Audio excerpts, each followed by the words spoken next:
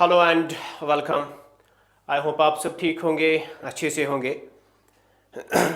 As you know कि we have started the mock test cum revision series for the JKSSB finance accounts assistant.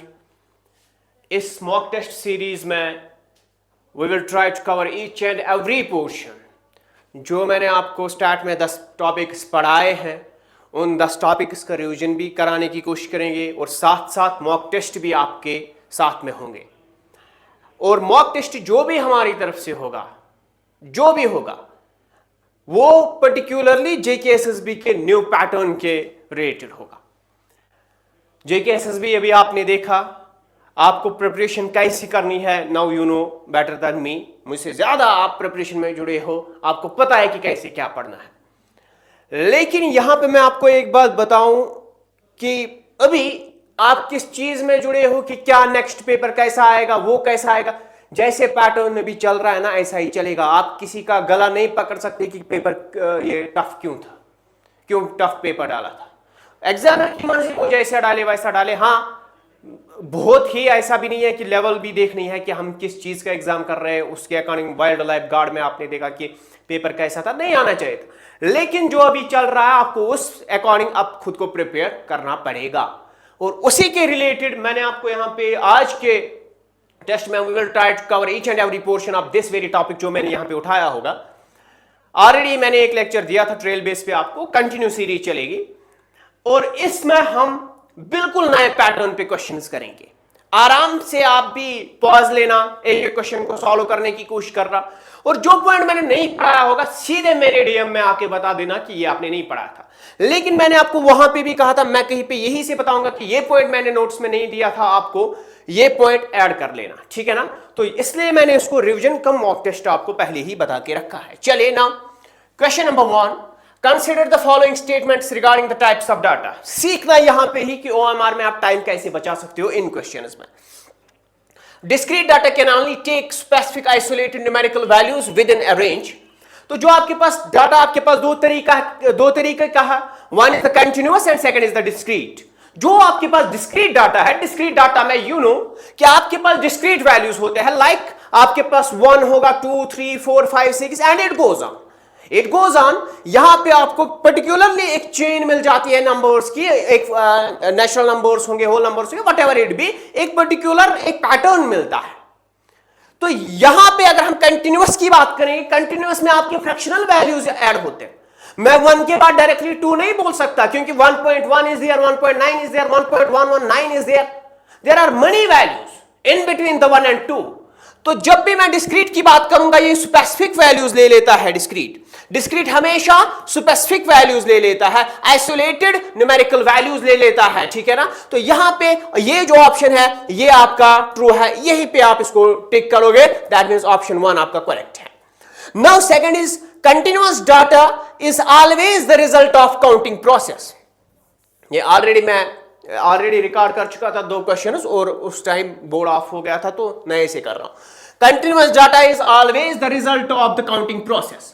क्या continuous data हमेशा counting process के लिए use होता है? नहीं, पहले ही मैंने आपको बोला कि जो डिस्क्रीट डाटा सीरीज होती है, डिस्क्रीट में आपके पास जो नंबर्स होते हैं वो डिस्क्रीट होते हैं 1 2 3 4 and you can use those numbers for the counting purpose. लेकिन कंटिन्यूअस में आपके पास जो होते हैं in between the 1 and 2 there are many numbers, you can't use all those numbers for the counting purpose. अगर आप 1.1 लिखोगे, 1.2 लिखोगे तो कोई क्वेश्चन उठाएगा 1.15 किधर है। तो काउंटिंग प्रोसेस के लिए जब हम यहां पे बात करेंगे तो काउंटिंग प्रोसेस के लिए हम कंटिन्यूअस नहीं, instead we will use discrete. तो ये वाला आपका ऑप्शन सही नहीं है। The third statement, the number of petals on a flower is an example of discrete data. जो आपके पास पेटल्स होते हैं फ्लावर में, आपके पास सेपल्स होते हैं, आपके पास पेटल्स होते हैं। ये आपके पास एक फ्लावर है मान के चले, यहां पे आपके पास जो पेटल्स है 1 2 3 10, ठीक है ना। तो जितने भी आपके पास है, आपके पास एक फाइनाइट नंबर सीरीज यहां पे है, इधर 1, इधर 2, 3, 4, 5, 10, 12, व्हाटएवर इट बी, ये एक पर्टिकुलर नंबर आपके पास होगा। यहां पे आपके पास जो है 1.1 पेटल किसी में नहीं होंगे, 1.02 पेटल किसी में नहीं होंगे, ये वैल्यूज नहीं होंगे। 1 हो सकता है, 2 हो सकता है, 3 हो सकता है, 11 हो सकता है, कुछ भी हो सकता है, लेकिन डिस्क्रीट होगा। तो ये बिल्कुल सही है, आपका ऑप्शन थर्ड भी यहां पे सही है। अब गलत कौन है? Option second. यही पे मार्क करना, फिर यहां पे आपको आसानी होती है। अब यहां पे पूछा क्या है, करेक्ट और इनकरेक्ट, यहां पे नजर मारना, यह बहुत ही इंपॉर्टेंट होता है। यहां पे नजर मारना, करेक्ट पूछा है ना, तो अब आपको करेक्ट पूछा है, आप देखोगे 2 कहां पे है, ये वाला कहां पे है, उसको बाहर फेंको। यहां पे 2 है ना, ये नहीं होगा। यहां पे सेकंड ऑप्शन है ना, ये नहीं होगा। यहां पे सेकंड ऑप्शन है ना, ये नहीं होगा। तो this option C is the correct option here. 1 and 3 are only correct, the second one is wrong. I hope कि ये आपको समझ में आ गया होगा कि क्वेश्चन कैसे करना है, अप्रोच क्या रखना है क्वेश्चन को करने का, किस तरीके से हम इसको सॉल्व कर सकेंगे। नेक्स्ट क्वेश्चन, क्वेश्चन नंबर 2 यहां पे जो आपके पास है, क्वेश्चन नंबर 2 में यहां पे secondary data is generally more economic and time saving than the primary data. लेकिन यहां पे क्या दिया है, इट इज असर्शन, और इसका रीजन यहां पे है, it is different from the statement based questions. SSB जब भी नया मुंह लेगा ना, तो वो स्टेटमेंट से हटके जो डिफरेंट करेगा, that will be assertion and reason. Mark my words, mark my words. इसके बाद जो आपको देखने को मिलेगा, असर्शन एंड रीजन देखने को मिलेगा।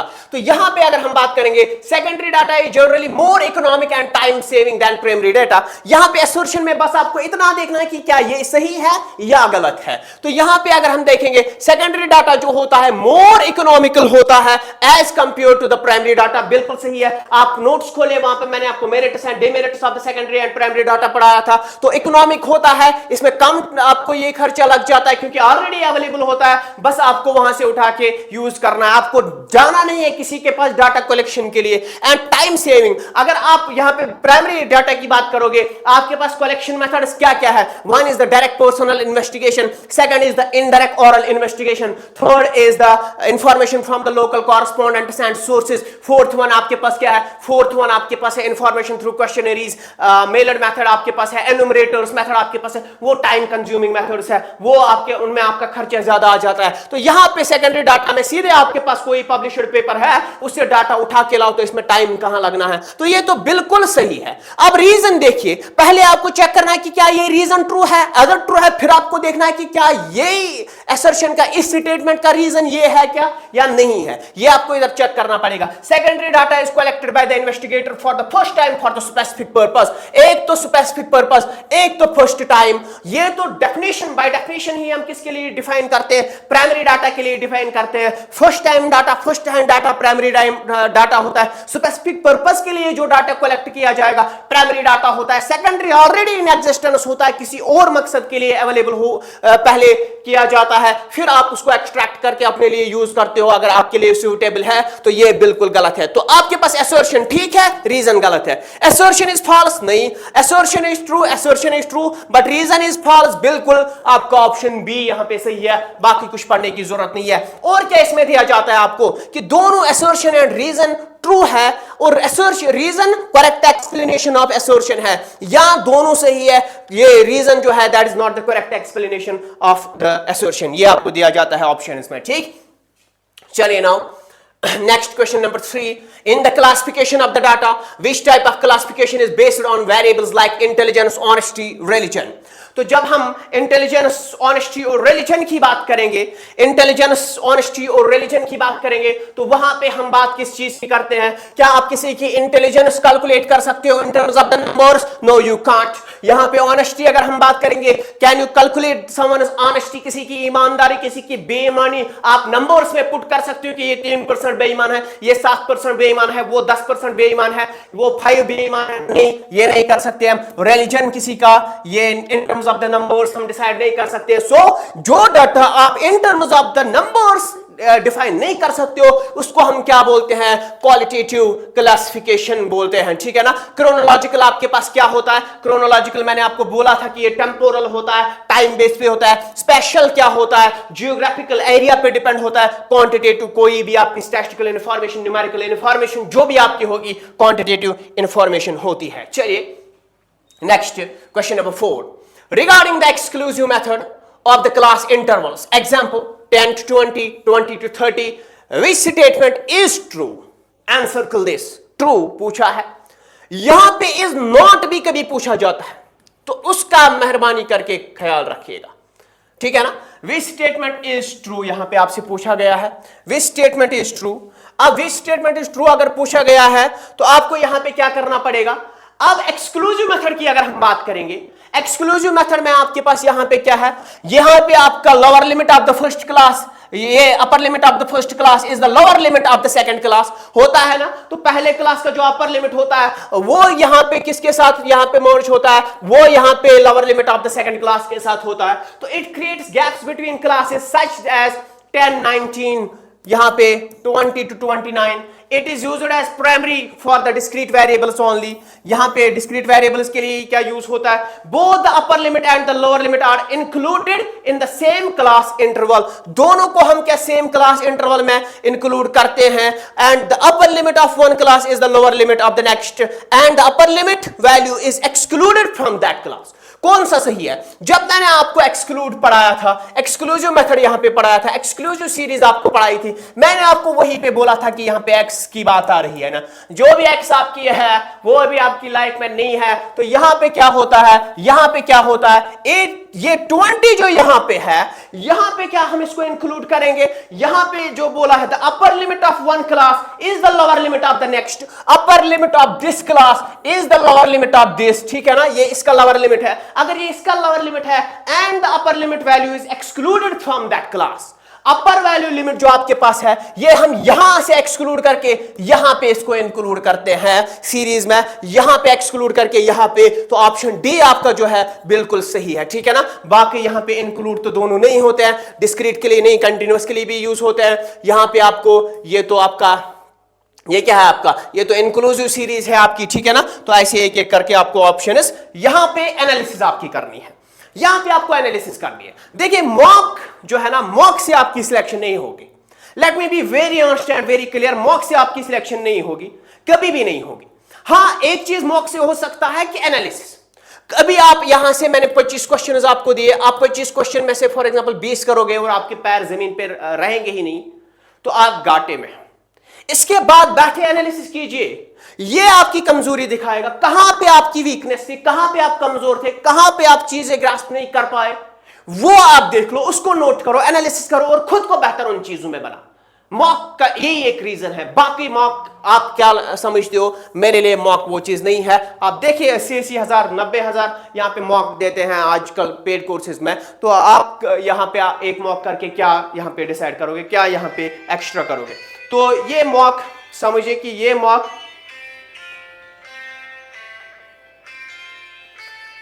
आपका ज्यादा कुछ नहीं कर सकता है, ठीक है ना।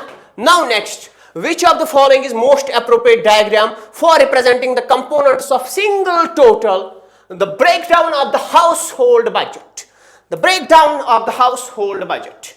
अब breakdown of the household budget यहां पे है।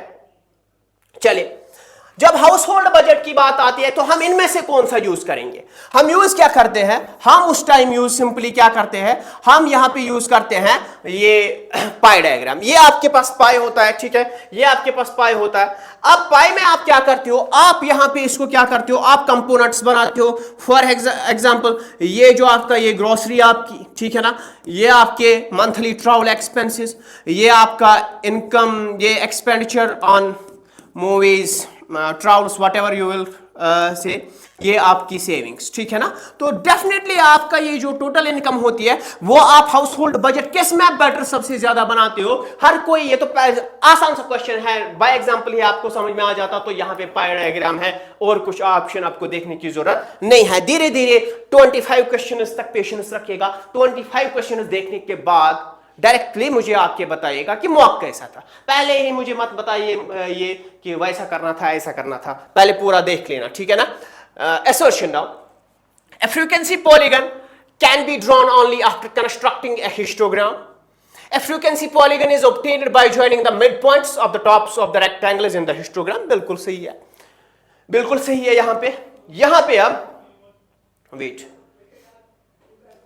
यहां पे अब देखिए, a frequency polygon can be drawn, यहां पे बिल्कुल हम इसको ड्रॉ कर सकते हैं। हमारे पास क्या होता है, हिस्टोग्राम एक होता है। फॉर एग्जांपल आपके पास एक हिस्टोग्राम है, फिर आप यहां पे मिड पॉइंट्स यहां पे डालते हो, मिड पॉइंट्स को फिर कनेक्ट करके, ठीक है ना, यहां पे मिड पॉइंट्स को कनेक्ट करके आप क्या ड्रॉ करते हो, आप फ्रीक्वेंसी पॉलीगन ड्रॉ करते हो। अब आपने फ्रीक्वेंसी पॉलीगन ड्रॉ किया, फ्रीक्वेंसी पॉलीगन ड्रॉ करने के बाद a frequency polygon is obtained by joining the mid points of the tops of the rectangles of the histogram. बिल्कुल ऐसे ही बनाया, लेकिन यहां पे एरर क्या है, क्या फिर ये असर्शन एंड रीजन सही है, R is the correct explanation of A, क्या ये लिखूं मैं? नहीं, ये नहीं आएगा। Why? Because of this very point, minute point is there only.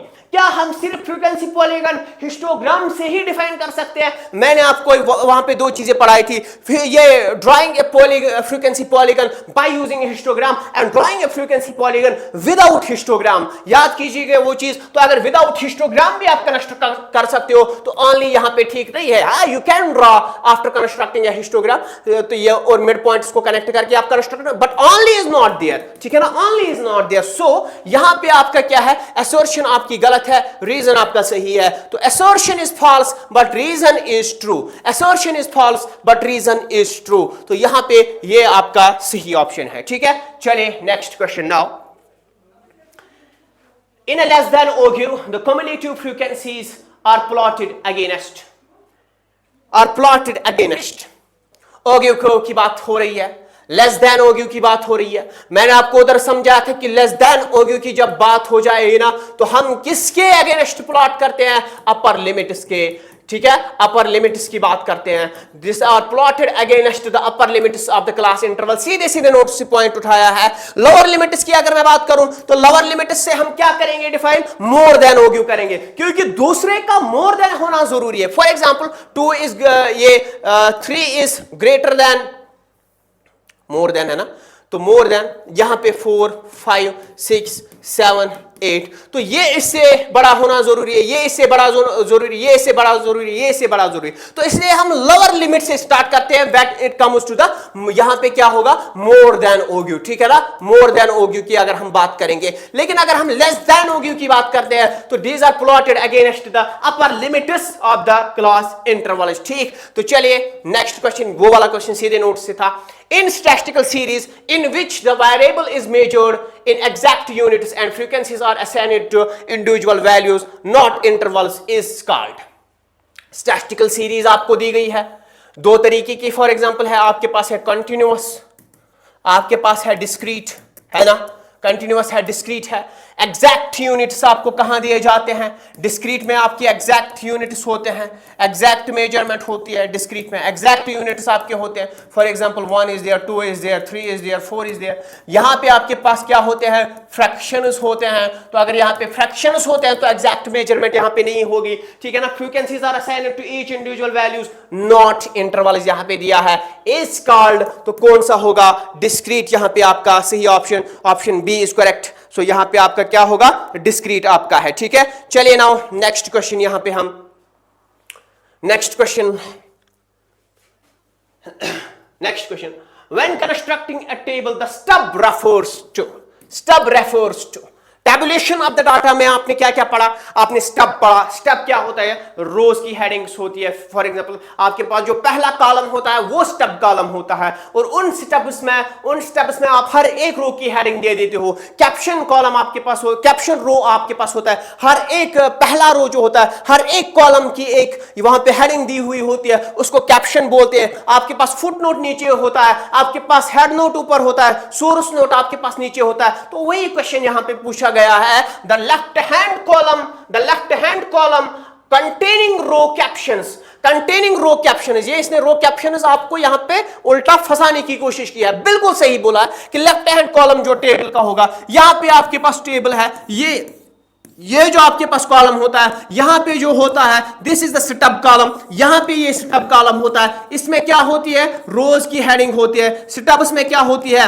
रोज की हेडिंग होती है। और यहां पे ये जो होता है, दिस इज द कैप्शन। यहां पे क्या होता है, कैप्शन क्या होती है, कॉलम्स की हेडिंग्स होती है, ठीक है ना। The title explaining the content of the table, नहीं, the headings of the columns वो कैप्शन होता है। मेन बॉडी होती है टेबल की सीधे, ठीक है। चलिए next question, Consider these three statements तीन आपके पास दिया है statements on the diagrammatic representation. Diagrams are more accurate than tables for the detailed statistical analysis. पहला, diagrams help in identifying the hidden trends in the data effectively. Logarithmic charts are used when the relative rate of change is more important than the absolute change. ये तो सही है. Logarithmic charts ये आपने पढ़ा नहीं है, बट रिमेंबर दिस पॉइंट, ठीक है ना. हालांकि आपके कंसर्न का ये पॉइंट उतना नहीं है, लेकिन रिमेंबर दिस पॉइंट. यहां पे जो आपके पास लॉगरिथमिक चार्ट्स यहां पे होते हैं, लॉगरिथमिक चार्ट्स हम यूज कब करते हैं? When relative rate of change is more important than the absolute change. आप रिलेटिव चेंज वहां पे देखने की कोशिश करते हो. दैट मींस अगर हम किसी एक इंडेक्स को चेंज करेंगे, उससे दूसरे इंडेक्स पे क्या फर्क पड़ता है, that means the relative change है. एब्सोल्यूट चेंज हम नहीं देख रहे हैं, रिलेटिव चेंज. अगर हम एक चीज को चेंज करेंगे, दूसरी चीज पे उसका इफेक्ट क्या पड़ता है. इकोनॉमिक्स में आपने ये चीजें ज्यादा पढ़ी है, तो वहां पे हम कौन से ये यूज करते हैं? लॉगरिथमिक चार्ट्स हम यूज करते हैं. लॉगरिथमिक चार्ट्स हम यहां पे यूज करते हैं. Diagrams help in identifying the hidden trends. जो आपके हिडन ट्रेंड्स होते हैं डाटा में, वो आप किस हेल्प से वहां पे निकालते हो? डायग्राम से निकालते हो. लेकिन डायग्राम्स नहीं, यहां पे वो करेक्ट कर लेना. Diagrams are not more accurate than the tables for the detailed statistical analysis की अगर हम बात करेंगे, तो tables are more accurate than the diagrams. ठीक है ना. तो यहां पे पहला आपका गलत, दूसरा आपका सही, तीसरा आपका सही. तो पहला यहां पे गलत, पहला यहां पे गलत, यहां पे दूसरा और तीसरा सही है. बस बाकी पढ़ने की जरूरत नहीं है. सो this is your question number 10. Now next question. चलिए नेक्स्ट क्वेश्चन क्या है आपके पास? नेक्स्ट क्वेश्चन आपका जो है असर्शन और रीजन. फिर से, in a continuous frequency distribution the class marks are used to represent the entire class for further classification calculations. और यहां पे class mark is the arithmetic mean of the upper and lower limit of the class intervals. अब आपको यहां पे क्या देखना है? असर्शन क्या है और रीजन क्या है. कंटिन्यूअस फ्रीक्वेंसी डिस्ट्रीब्यूशन में बिल्कुल class marks are used to represent the entire class for further calculations. बिल्कुल सही है. अब यहां पे रीजन है, रीजन भी the class mark is the arithmetic mean of the upper and the lower limit of the class interval. बिल्कुल by definition class mark यही है. लेकिन क्या ये इसका रीजन है? Both are true. चलिए बोथ आर ट्रू. अब यहां पे असर्शन फॉल्स नहीं, अब यहां पे both are true, both are true. यहां पे ये भी हो सकता है both are true, both are true, दोनों सही है. अब यहां पे आपको क्या कर रहा है? यहां पे क्या आर इसको डिफाइन करता है, असर्शन को आर ए को डिफाइन करता है, नहीं करता है? यहां पे आपको रीजन फॉल्स ये नहीं आएगा. इन दोनों में से अब आपको यहां पे देखना है. तो this is the beauty of the assertion and reason, that both statements are true. ये हमें पता चला. लेकिन जब दोनों सही होंगे, आपको यहां पे ये डिफाइन करना है whether this is the reason of this thing. क्योंकि continuous frequency distribution class marks are used to represent the entire class for further calculations because the class mark is the arithmetic mean of the upper and lower limit of the class interval. क्या ये statement आपने कहीं देखा है? एक साथ देखा है. अगर देखा होगा तब जाके ये आपका सही है, अदरवाइज नॉट. ठीक है ना. चलिए, क्या होता है? बिल्कुल सही होता है. यहां पे हम क्या करते हैं? क्लास मार्क्स, यहां पे हम क्या करते हैं? सिंपली क्लास मार्क जो होता है आपका अर्थमेटिक मीन होता है. अर्थमेटिक मीन, मीन में भी मैंने आपको बोला था कि आपको देखना है कौन सा मीन होता है of the upper and lower limit of the class interval. Lower, upper and lower limit, इनका, इन दोनों का mean. That means you will add these two and divide by 2. वहां पे आपका ये क्लास मार्क आ जाएगा. और ये क्लास मार्क रीजन होता है कंटिन्यूअस फ्रीक्वेंसी डिस्ट्रीब्यूशन का. The class marks are used to represent. उसी से एंटर, जब आपने मीन निकाला ना, मीन इटसेल्फ यहां पे क्या करेगा? एंटायर क्लास की कैलकुलेशन को डिफाइन, फर्दर कैलकुलेशंस के लिए डिफाइन करेगा. तो it is the correct explanation of A. So option C is correct here. यहां पे आपको एक पॉइंट को पकड़ना है. अगर आपने यहां पे कुछ देखा भी नहीं है, कुछ पढ़ा भी नहीं है, तब भी मीन आपका यहां पे ये चीज, एंटायर चीज यहां पे डिफाइन करता था. ठीक है. तो टिडबिट्स आपका यहां पे होता है, वो आपको देखने पड़ेंगे. नेक्स्ट क्वेश्चन इंपॉर्टेंट क्वेश्चन है. Which of the following statement regarding the inclusive class interval is incorrect? इसलिए मैंने बोला इंपॉर्टेंट है, क्योंकि इनकरेक्ट पूछा है ना. कभी हम क्या करते हैं कि ये आपने एक दो स्टेटमेंट्स पढ़े ना, फिर हम भूल जाते हैं कि इनकरेक्ट, हाँ ये तो सही है, तो आप ये ऑप्शन में मार्क करके आ जाते हो. ठीक है ना. लेकिन पूछा होता है इनकरेक्ट, ऑप्शन पढ़ते पढ़ते हम भूल जाते हैं. To convert it into the exclusive series, inclusive को एक्सक्लूसिव बनाने के लिए for further statistical treatment, inclusive series को आपको एक्सक्लूसिव बनाना पड़ेगा। और क्या करते हो वहां पे आप क्या करते हो, आप 0.5 सब्ट्रैक्ट करते हो from the lower limit and add करते हो फ्रॉम द अपर लिमिट, तब जाके आपके पास यहां पे जो इंटरवल आ जाता है। फॉर एग्जांपल यहां पे आप 0.5 क्या करते हो, लोअर लिमिट में सब्ट्रैक्ट करते हो और अपर लिमिट में ऐड करते हो, तब जाके आपके पास ये जो सीरीज आ जाती है, ये जो सीरीज आपकी आ जाती है, ये आपकी क्या बन जाती है, एक्सक्लूसिव बन जाती है। तो ये तो रूल है, ये तो ठीक है, लेकिन आपको ठीक नहीं पूछा है, इनकरेक्ट पूछा है। There is a gap between the upper limit of one class and the lower limit of one class. देखने से ही पता चलता है कि गैप है वहां पे। The inclusive method is preferred for continuous variables to ensure no data point is left out. No data point is left out. The upper limit of a class is included in the frequency count of that specific class. तो क्या हो जाता है यहां पे, अब यहां पे आपको क्या करना है, सिंपल सा इन दोनों में अगर आप फंस जाते हो ना, inclusive method is prefer for continuous variables. किस लिए प्रेफर करते हैं हम, कंटीन्यूअस, सो दैट कि किस लिए हम प्रेफर करेंगे कि कोई आपका डाटा पॉइंट लेफ्ट आउट ना, कोई आपका डाटा पॉइंट मिस ना हो जाए, आप जंप ना करो। जैसे आप फॉर एग्जांपल 1 के बाद डायरेक्टली 2 पे जंप करते हो, यहां पे फॉर एग्जांपल जब आपके पास कंटिन्यू आ जाती है, आपके पास यहां पे 19 है ना, तो 19 पे आप यहां पे एंड करते हो, 19 इज इंक्लूडेड। 20 से आप यहां पे स्टार्ट करते हो, 29 पे एंड, ये भी included, no confusion is there, तो no data point is left out. लेकिन यहां पे अपर लिमिट क्या इंक्लूड होता है, जब हम यहां पे एक्सक्लूसिव की बात करते हैं, सॉरी इंक्लूसिव की बात करते हैं, तो 10, 19 है, फिर आपके पास क्या है, 20, 29 है आपके पास। तो यहां पे कौन सा इंक्लूड होगा, यहां पे लोअर लिमिट में फॉर एग्जांपल ये जो the upper limit is included in the frequency of that count, यहां पे ये भी होगा इंक्लूड और ये भी इंक्लूड होगा। क्यों, क्योंकि सीरीज इंक्लूसिव है। लेकिन अगर ये एक्सक्लूसिव होती 10 to 20, फिर आपको यहां पे 20 to 30 लेना था, तो तब जाके आप ये इंक्लूड नहीं करोगे, ये इंक्लूड करोगे। वो तो एक्सक्लूसिव की बात है, क्वेश्चन इंक्लूसिव में पूछा गया है, तो यहां पे ये जो ऑप्शन है ये सही नहीं है, लेकिन आपको यही मार्क करना है। क्यों, क्योंकि इनकरेक्ट पूछा गया था। चलिए next question now, Consider these statements on tabulation. Statements कुछ दिए हैं tabulation पे। अब यहां पे a table must always have a source note if the data is primary. The head note is brief explanatory. A table must have a source note if the data is primary. ठीक, क्या सही है? The head note is brief explanatory statement given just below to provide additional details like units of the measurement. ये head note दिया जाता है, क्यों दिया जाता है हेड नोट? हेड नोट इसलिए दिया जाता है, जो आपका टाइटल ऑफ द टेबल दिया जाता है, अगर वो वहां पे पूरा एक्सप्लेन नहीं कर पाता है, तो आप उसके नीचे एक ब्रीफ एक्सप्लेनेटरी स्टेटमेंट देते हो। किस में देते हो, हेड नोट में देते हो। Tables are better diagrams for presenting precise numerical information. Tables are better than diagrams for presenting precise numerical information. Numerical information यहां है और यहां पे source note आप तब देते हो जब आप प्राइमरी डाटा कलेक्ट करते हो। अब बताइए क्या यहां पे सही है, क्या यहां पे गलत है? सोर्स नोट आप किस चीज का दोगे? अगर आप प्राइमरी डाटा कलेक्ट करते हो तो आप तो ऑरिजिन से ही डाटा लाते हो, आप तो इंफॉर्मेंट से डाटा लाते हो, एन्यूमरेटर से डाटा लाते हो, तो आप सोर्स नोट में क्या लिखोगे? लेकिन अगर आपका डाटा सेकेंडरी है तो आपने किस पेपर से उठाया, कैप्शन में दे दो, कैप्शन उसकी दे दो। आपने कौन सी पब्लिकेशन यूज की, उसका सोर्स दे दो। क्या मैंने सही में दिए हैं, ये नहीं दिए हैं? रेफरेंसेस, अगर आपने रिसर्च मेथोडोलॉजी पढ़ी होगी तो वहां पे आप रेफरेंसेस देते हो। कौन सी रेफरेंसेस देते हो? हमने किस पेपर से कौन सा पॉइंट एक्सट्रैक्ट किया है, नीचे रेफरेंसेस दे दो उनकी, ताकि समझ में आ जाए ये आपका सेकेंडरी डाटा, ये आपने कहीं से लाया है, ऑलरेडी वेरीफाइड डाटा था। तो यहां पे ये तो बिल्कुल सही है, ये तो बिल्कुल सही है।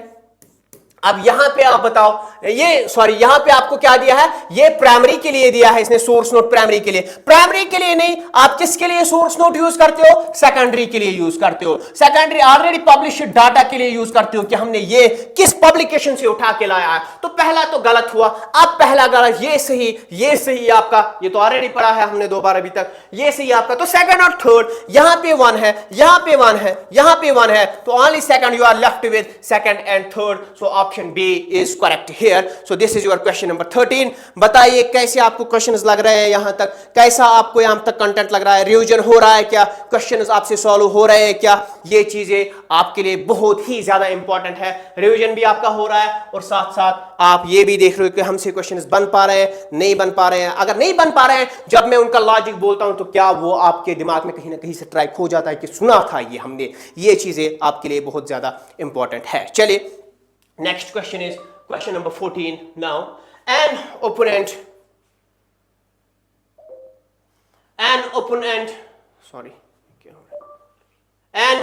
end class is one where the lower limit of the first class or the upper limit of the last class is not specified. Open and आपके पास क्लास कौन सा होता है? ओपन एंड में इधर lower limit is missing, not specified है ना, और upper limit not specified missing. ठीक है ना, तो ये तो बिल्कुल सही है. ओपन एंड वही है जिसमें ये प्रॉब्लम आपको स्पेसिफिक ना दिया गया हो. The frequency of the class is 0, ये कोई स्टेटमेंट है ही नहीं. The class allows for both discrete and continuous values, continuous and discrete के लिए. The class interval is varying through the distributions, नहीं.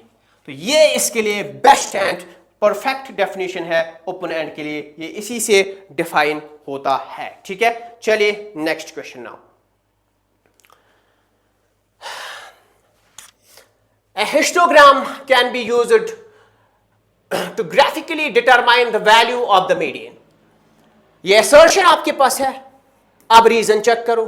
Histogram can be used graphically to determine the value of median. छोड़ दो अभी. The median is the point where the less than and more than OQ intersects. दो चीजें आपने पढ़ी, less than OQ, मोर than OQ, जहां पे इंटरसेक्ट करती है वो कौन सा पॉइंट होता है? मीडियन होता है. अब यहां पे पढ़ो, point where less than and more than OQ intersects, वो तो मीडियन हो गया. अगर ये मीडियन हो गया तो ये कौन सा मीडियन हो गया? हिस्टोग्राम मैंने आपको बोला था कि जो उसमें सबसे बड़ी बार होती है वहां पे आप ऐसे लेते थे, ये कौन सा पॉइंट आपका होता था? मोड होता था. ठीक है ना, तो हिस्टोग्राम मीडियन नहीं, आपका मोड डिफाइन करता है. Check your notes. एंड यहां पे जो intersection of the less than and more than OQ होता है वो क्या होता है? मीडियन होता है. नाउ यहां पे पहला ही गलत है, assertion is false, assertion is false. ये आपके पास दिया है assertion is false but reason is true. So this option B is the correct option here. This is the answer of this correct this question number 15. ठीक है, question number 16 now. Where class intervals are unequal, the heights of the rectangles in the histogram must be adjusted by calculating the. Where the class intervals are unequal, you have unequal class intervals, the heights of the rectangles in the histogram must be adjusted by calculating the. क्या आप calculate कर सकते हो वहां पे, क्या आप adjust कर सकते हो? मैंने पहले ही आपको बोला था क्लास इंटरवल, जब भी आपको अनइक्वल क्लास इंटरवल्स मिलेंगे ना तो हाइट्स ऑफ द रेक्टेंगल्स आपको हिस्टोग्राम में एडजस्ट करनी पड़ेगी. फॉर एग्जांपल यहां पे जब अनइक्वल क्लास इंटरवल्स आपके पास होती है तो आपका हिस्टोग्राम में ये विड्थ आपका सेम होना जरूरी है, विड्थ आपका सेम होना जरूरी है. अगर यहां पे आप अनइक्वल में पढ़ रहे हो तो आपको ये विड्थ एडजस्ट करनी पड़ेगी, और विड्थ एडजस्ट करने के लिए आप यहां किस में इसको एडजस्ट कर सकते हो?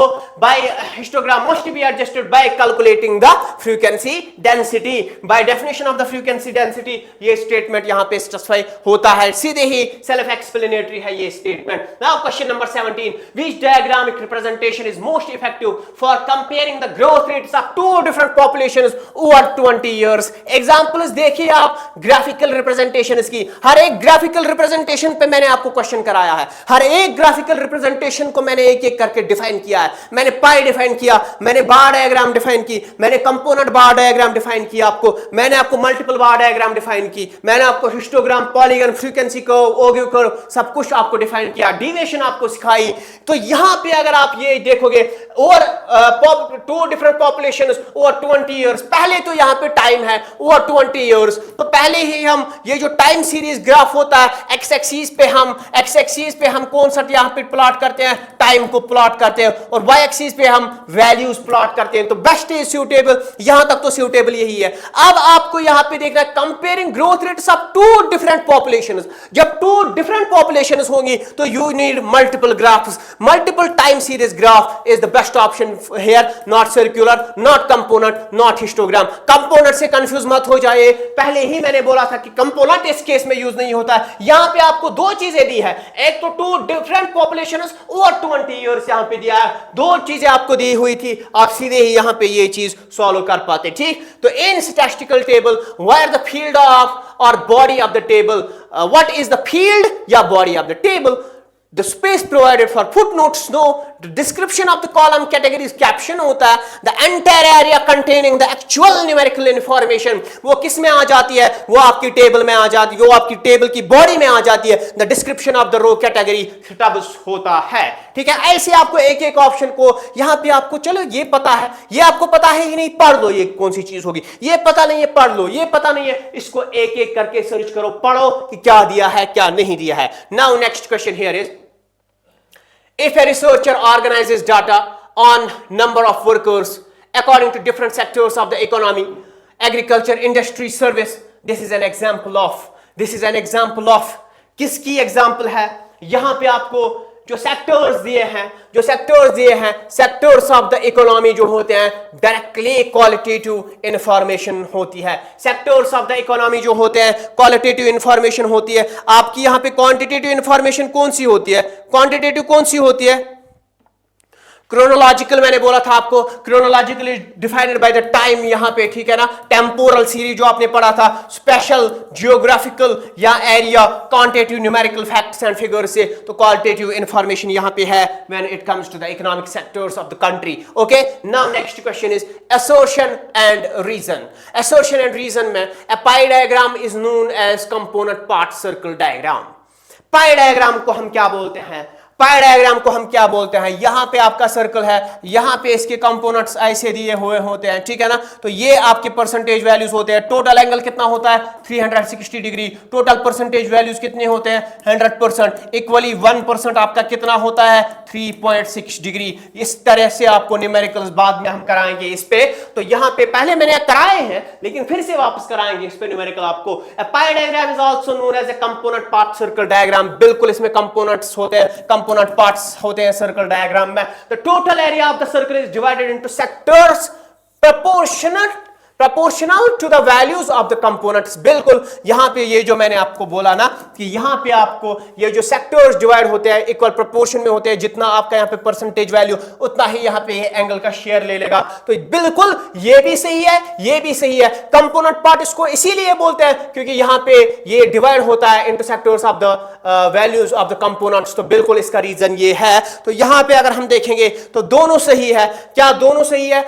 both A and R are true, but R is not the correct explanation। ये नहीं आएगा, R is the correct explanation। तो यहां पे इसका आंसर जो है B आ जाएगा, ठीक है। तो यहां पे आपको देखिए क्वेश्चंस वही पूछे जाते हैं, वही पूछे जाते हैं। पहले क्या पूछा जाता है आपको, which of the following is the diagram where the circle is divided in the sectoral proportion to the values of the components। नीचे आपको हिस्टोग्राम दिया जाता, पाई दिया जाता, कंपोनेंट बार डायग्राम दी जाती और पॉलीगन दिया जाता फॉर एग्जांपल। तो वहां पे आपको सीधे ही आइडेंटिफाई करना था कि कौन सा इसमें सही है, कौन सा इसमें गलत है, ठीक है। तो आज आपको ऐसे क्वेश्चंस नहीं दिए जाएंगे, आज क्वेश्चंस थोड़े से डिफिकल्ट दिए जाते हैं। डिफिकल्ट नहीं, वही पूछा जाता है, अंदाजे बयां बात को बदल देता है, ठीक है ना। तो उसके ये क्वेश्चन पूछने का अंदाजा उसने चेंज कर दिया, तो यहां पे टाइम कंज्यूम ज्यादा हो रहा है आपका, बट जितनी आप प्रैक्टिस करोगे उतनी चीजें बेहतर हो जाएंगी विद टाइम।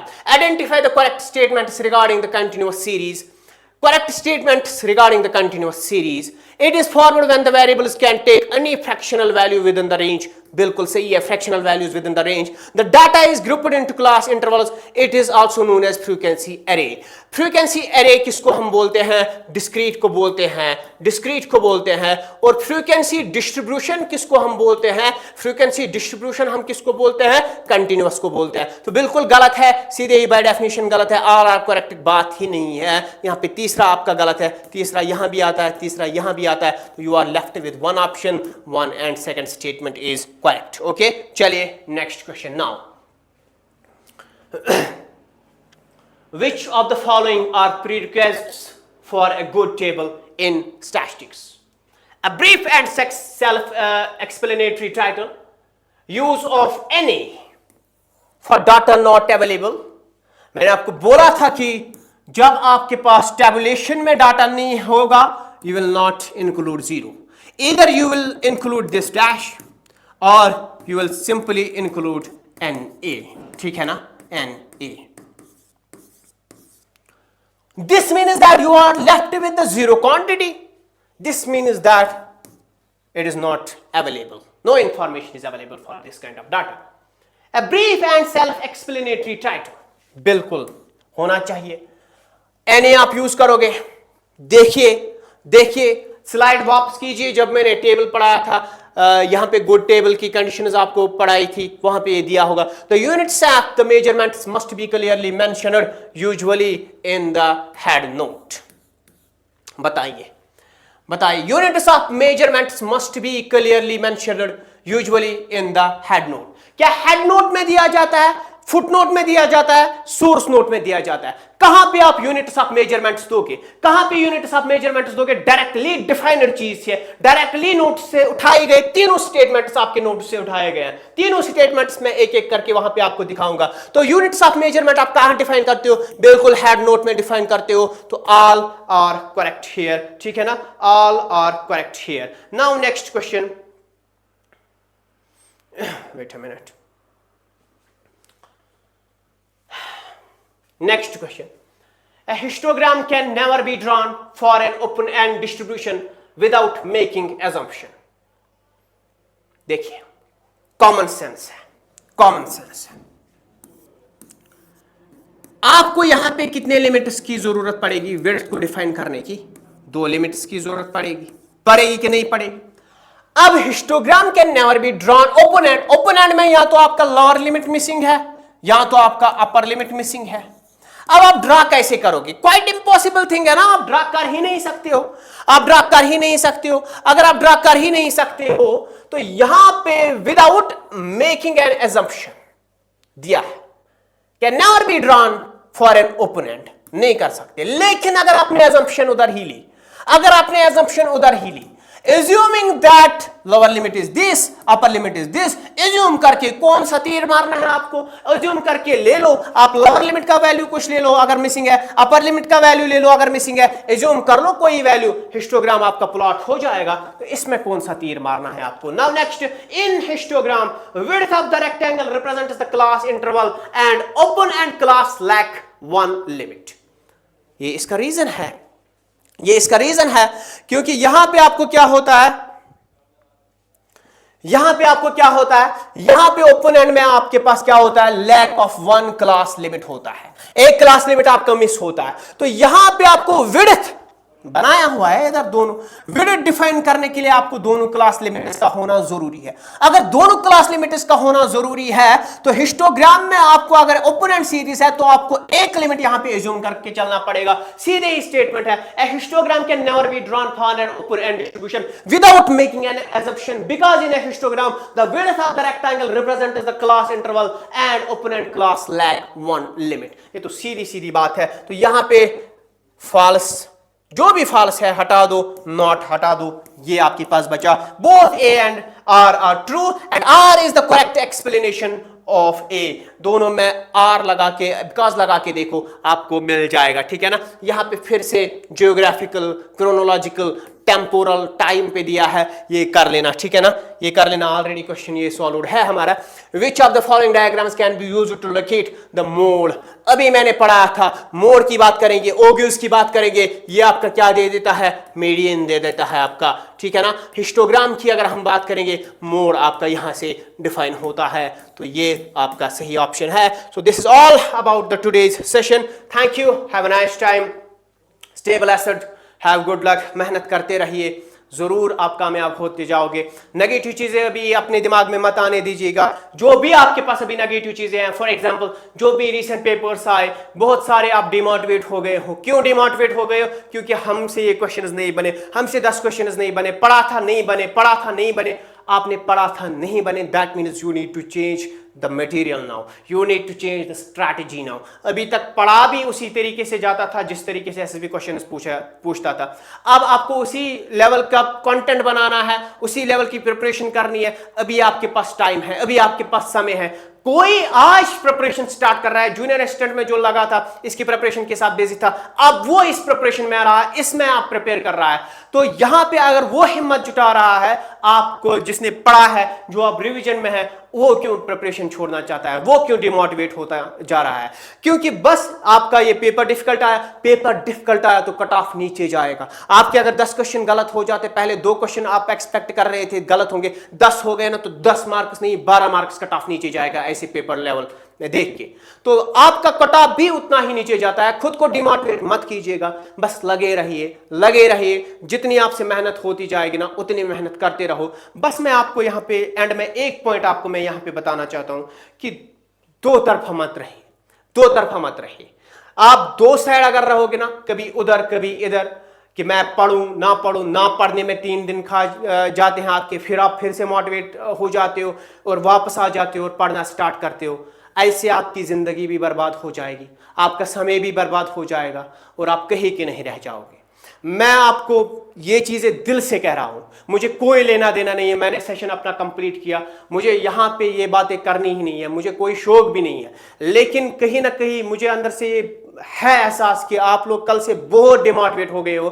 तो यहां पे मैं एक नसीहत आपको करूंगा, एक भाई होने के नाते मैं आपको ये नसीहत कर रहा हूं कि दो तरफा मत रहिए। या तो प्रिपरेशन में आ जाओ, पूरा समय इसमें दे दो, जान लगा दो या जाने दो। 2 ही चीजें, या तो पूरा पढ़ो या फिर इस चीज को रहने दो, या आप पूरी मेहनत करो या इस चीज को रहने दो। 2 तरफा मत, वैसे स्टूडेंट मत बनिए कि एक दिन उधर एक दिन इधर, उससे आपका काम नहीं हो जाएगा, समय आपका बर्बाद हो जाएगा। समय, अपने वक्त की कदर कीजिएगा, अपनी कदर कीजिएगा, अपना वैल्यू बनाइए। अगर आप यहां पे आए हो इस प्रिपरेशन में तो मेहनत कीजिएगा, सो दैट कि कल इसी मेहनत के साथ आप अपने घर वालों के चेहरे पे कोई मुस्कान लाएगा, कोई अपने दोस्त के चेहरे पे मुस्कान लाएगा, अपने आपके अंदर सेटिस्फाई हो जाओगे कि मैंने पूरा अपना दिया था और मुझे उसका रिजल्ट मिल गया। तो मेहरबानी करके अच्छे से पढ़िए, मेहनत कीजिएगा, नेगेटिव चीज़ों से, डिस्ट्रैक्शन से अभी के लिए दूर रहिए। That is what you need at this time. Thank you, stay blessed. Allah आपको ज़रूर कामयाबी देगा, बस लगे रहिए।